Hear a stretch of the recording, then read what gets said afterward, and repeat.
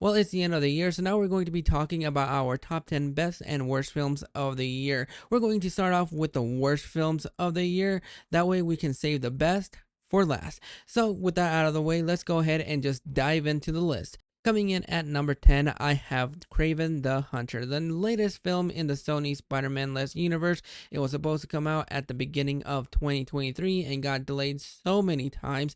Once because of the strikes, and the other times I just don't know why. But when I went to go see it, I understood why this movie got delayed, and well, I got egg on my face because I was in the minority that was somewhat excited for this movie. You have Aaron Taylor Johnson playing Craven the Hunter, and while he tries his best to save the film ultimately ends up being a huge disaster and a huge waste of your time. What should have been a fun turn off your brain flick ended up being a huge disaster because you don't really care about any of the characters.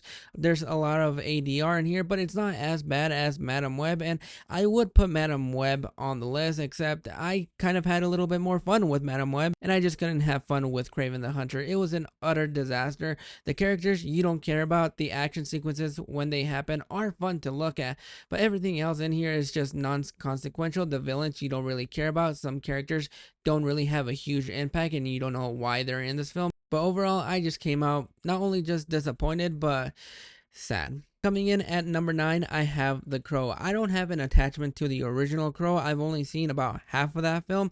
So going into this remakes like reimagining, I'm not having that love and nostalgia for that original film. I just wanted to see what they would do with this movie. Hopefully be able to have a little bit more fun and make you care about the characters a little bit more. And ultimately they just took out not only just the fun, but they also took out the gothic aesthetics, and I have no idea what this movie is. The action sequences when they happen are a little fun in the third act. They're bloody and gnarly, and that's when I was able to get into the movie. But everything before that, you just don't really care.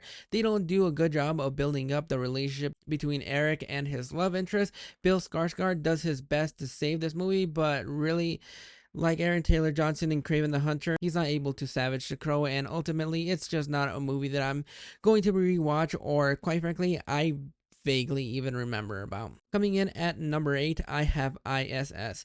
This is a film that came out earlier in the year, and I just love the premise. Ariana DeBose is on the list again, and this one has a really strong premise about US and Russia on the space shuttle. When they find out that their countries are at war with one another, they have orders from the ground to take out their enemies while they're up on the space shuttle, and that concept is great. You could have done so much with this movie, and I really wanted this movie to be a fun, gripping your seat kind of thriller that we get at the beginning of the year. And ultimately, I just came out really disappointed with this movie because they really don't do much with that concept.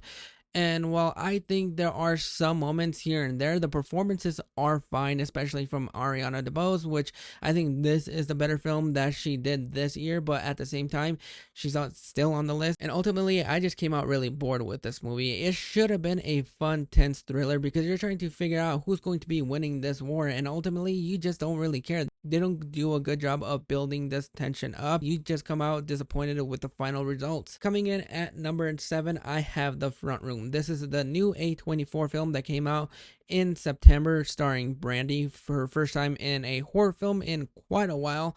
And I didn't know what to expect with this movie. And when I first came out of this movie, I thought I liked it. Then the more that I thought about it, I'm like, no, I don't. It's taken as a dark comedy, and when it comes to the dark comedy aspects, they just come out of nowhere. You have Brandy, who's taking care of her husband's grandma, I believe. I've already forgotten what the movie is about. And so wacky shit starts to happen. And when I say wacky shit, that's exactly what happens for a majority of this movie. A majority of this movie is basically images of piss and shit. This is directed by the Edgar brothers, and they did not do a good job of directing this movie. I wouldn't recommend this movie to anybody because, quite frankly, I don't even know who to recommend this movie for. It's definitely not going to be for people that are not a fan of seeing piss and shit on screen. And there are some moments here and there that I liked. I thought Brandy was strong in this movie, but the movie overall is just I have no idea what this movie was even supposed to be about. Coming in at number 6, I have Drive Away Dolls. This is the new solo Coen brother film, and it's directed by Joel, I believe. This isn't directed by both of the brothers, and I believe it's written by him and his wife. This movie was right up my alley. You have two of my many wives in this movie. You have Geraldine Viswanathan and Margaret Qualley in here, and it just failed on basically being a comedy. This movie was not funny. Geraldine Viswanathan and Margaret Qualley do a good job of trying to keep this movie afloat, and that is the best compliment that I can give this movie because they are the strongest parts of this movie. I think their performance is great. They're not given a lot of material to work with, and this is a raunchy comedy. And boy, let me tell you something.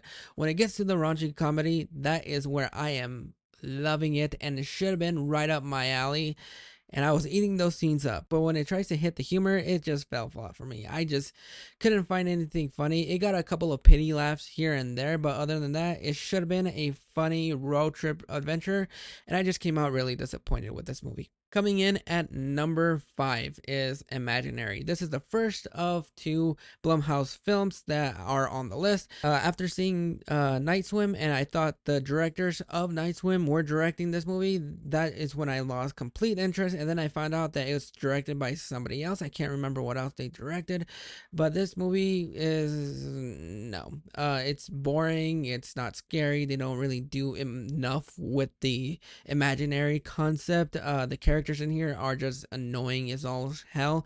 Once we get into the third act and it starts playing with what should have been the entire film, that is when it starts to get a little bit more fun, but it's not enough to save this film because it's just a generic PG-13 Blumhouse film, and it's basically everything that you'd expect this movie to be. It's cheap jump scares that don't really get you. You're bored for the entire film, and this movie should have been more. It should have played with your head a little bit more than it actually did.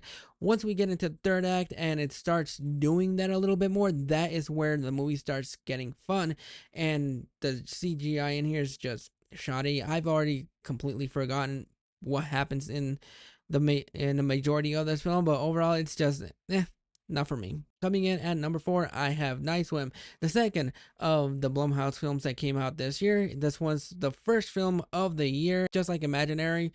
Nope. You have Wyatt Russell as the starring role, and it's generic. It's generic PG-13 garbage that Imaginary was, and it didn't really do enough with the concept. It's a short film that ran on for 90 minutes too long, and I was just bored with this movie. It's a generic horror PG-13 film that is going to be appealing to probably just the teens that are trying to get into horror, and this is a fun gateway horror film for them. It's not really all that scary, it's not all that bloody, it's just a wasted concept.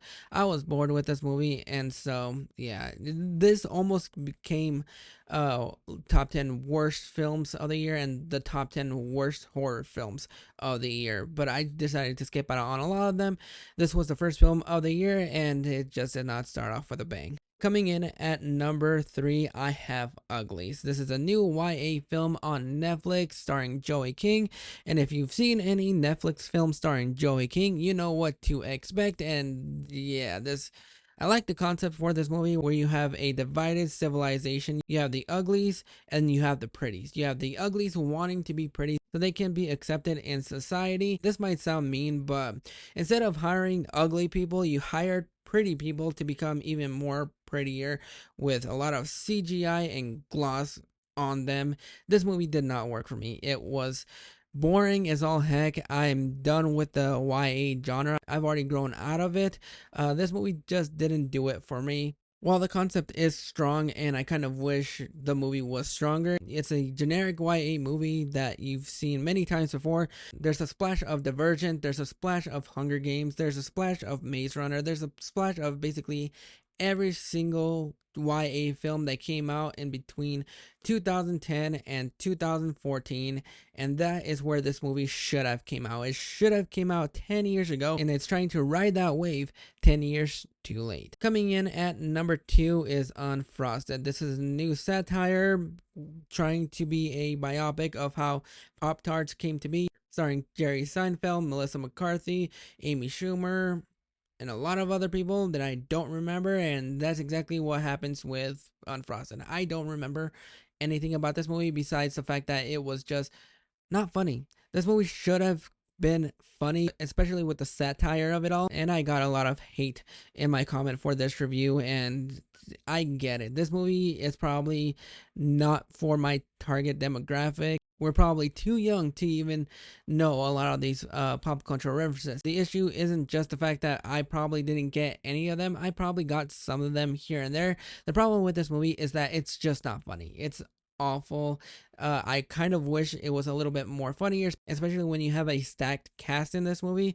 Everything else is just a wasted potential. Coming in at number one, the movie that made me mad as all hell, The Strangers Chapter 1. I think I started getting excited for this movie about couple of weeks before the movie came out, and I just came out really disappointed. This movie is a shot for shot remake of the original film, just in a different settings and different characters doing different choices. It's not scary, it's stupid. This movie is rated R for some strange reason, and it's just one that just made me so mad coming out of this movie because they don't do anything new and original. This is the setup for a trilogy, and so far we haven't gotten the second film. I think they were trying to release two this year, and then they saw the box office results, and so I don't know when the other two are coming out. I'm not sure if they're still going to hit theaters.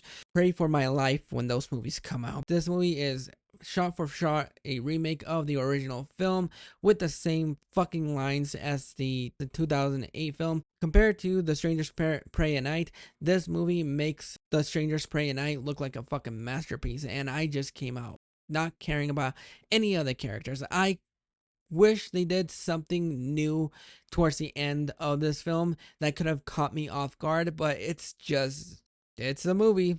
But those are my top 10 worst films of the year. Let me know down in the comments, what were your top 10 worst films? Do you agree with mine? If you're wondering why some movies did not make it in my top 10 worst films, like Borderlands or Tarot or a couple of other horrible movies, I have a simple solution. I just did not waste my time going to the theaters or streaming them on some streaming service to check them out, because quite frankly I heard how bad they were and I just did not want to put myself through that kind of torture. So if you're wondering why I don't have Borderlands or Tarot or any other awful movie that came out this year, that's why. But thank you for joining me, and I'll catch you guys for the next one.